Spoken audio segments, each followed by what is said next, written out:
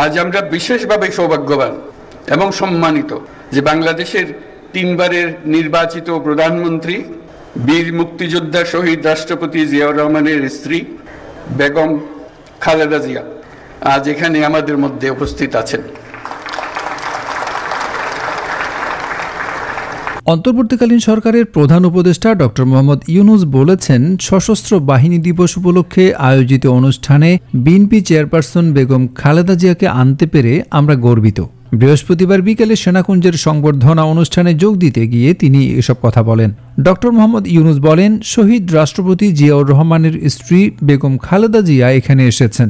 এক যুগ তিনি আসার সুযোগ পাননি। আমরা গর্বিত এই সুযোগ দিতে পেরে। দীর্ঘদিনের অসুস্থতা সত্ত্বেও বিশেষ দিনে সবার সঙ্গে শরিক হওয়ার জন্য আপনাকে আবারও ধন্যবাদ। আপনার আশু রোগ মুক্তি কামনা করছি। এর আগে বিকেল 3:45টার দিকে সেনাকুঞ্জে পৌঁছান বিএনপি চেয়ারপারসন বেগম খালেদা জিয়া। 2018 সালের পর এই প্রথম বিএনপি চেয়ারপারসন প্রকাশ্যে কোনো কর্মসূচিতে অংশগ্রহণ করলেন। এর আগে তিনি 2018 সালের 5 ফেব্রুয়ারি সবশেষ সিলেট সফর করেছেন।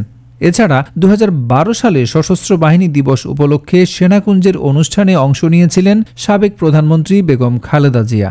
বিএনপি চেয়ারপারসনের প্রেস উইং কর্মকর্তা শামসুদ্দিন দিদার জানিয়েছেন, খালেদা জিয়ার সঙ্গে ছিলেন তার ছোট ছেলে প্রয়াত আরাফাত রহমান কোকোর স্ত্রী শর্মিলা রহমান সিঁথি।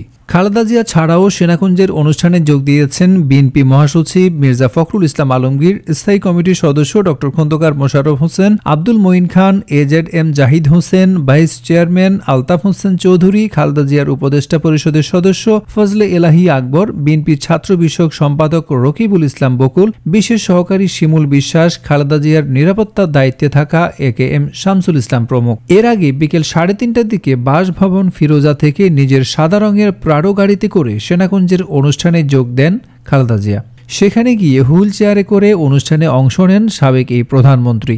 2010 সালের নভেম্বরে তৎকালীন বিরোধী দলীয় নেত্রী খালেদা জিয়াকে তার সেনানিবাসের বাড়ি থেকে উচ্ছেদ করা হয়। এরপর থেকে তিনি আর সেনানিবাসে যাননি।